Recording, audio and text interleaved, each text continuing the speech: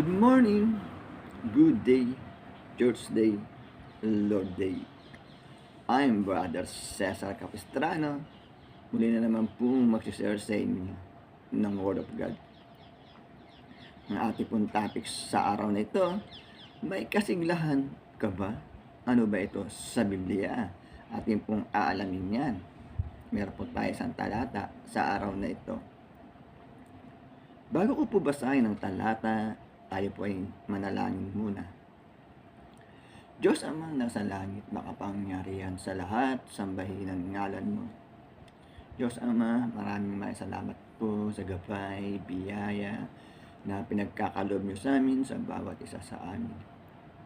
Di po kami magsasawang magpasalamat, Diyos Ama. At sa muling pagdilat na naman po ng aming mga mata, ay napakalaking biyaya po ito para sa amin, Diyos Ama.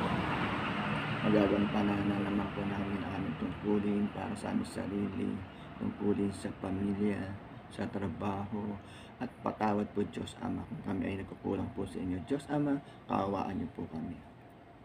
Papasukin niyo po sa amin ang iyong presensya upang sa ganun po ay lubos namin maunawaan, maintindihan ang iyong salita na buhay at makapangyarihan. Sa ngalan ng Panginoong Yesus, Amen. Brother and sister, magandang araw na naman po ng linggo. Ang ating pong topic, may kasiglahan ka pa? Ano ba ito sa Biblia? Akin na pong babasahin ng talata ay nasa Kawikaan chapter 12 verse 25 to 26. Verse 25.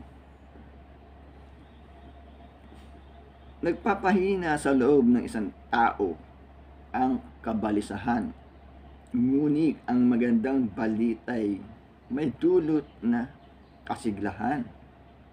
26. Ang landas ng matuwid ay palayo sa kasamaan, ngunit ang daan ng masama ay tungo sa pagkaligaw. Amen, brother and sister.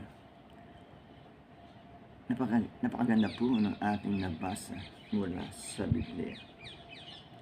Sa nilalaman po ng talata,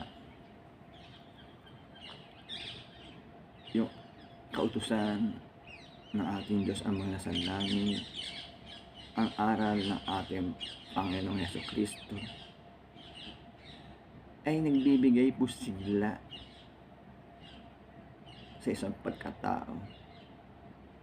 Maaalis ang kanyang kabalisahan,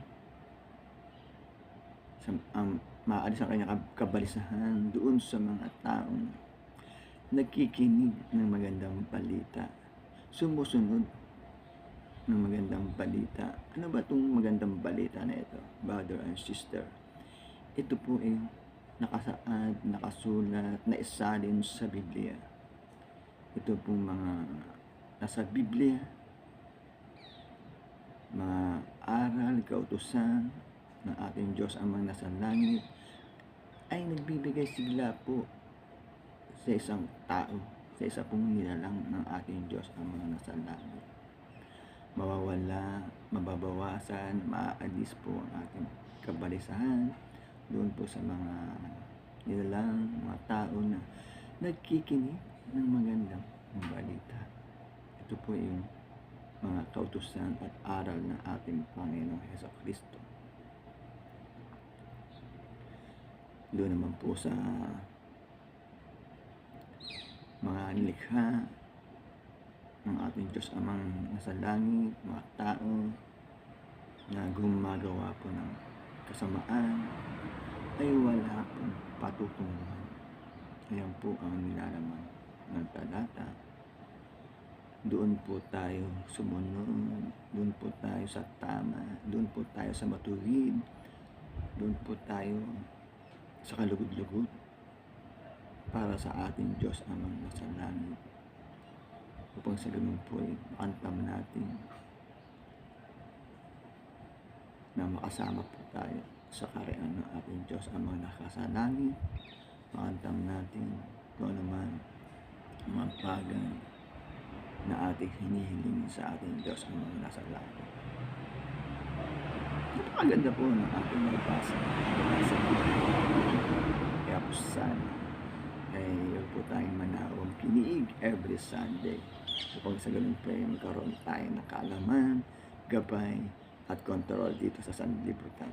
Tatapos na po ang ating topic. Tayo po yung manalangin muli. Diyos amang nasa langit, makapangyarihan sa lahat, sambahin ang ngalan mo. Diyos Ama, maraming salamat po.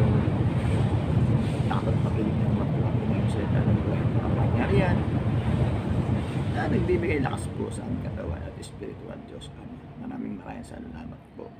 Ang ngalan ng Panginoon Jesus. Amen. Brother and sister, magandang araw na naman po ng linggo. Lagi po tayong mag-iingat at magdadasal. God bless to all.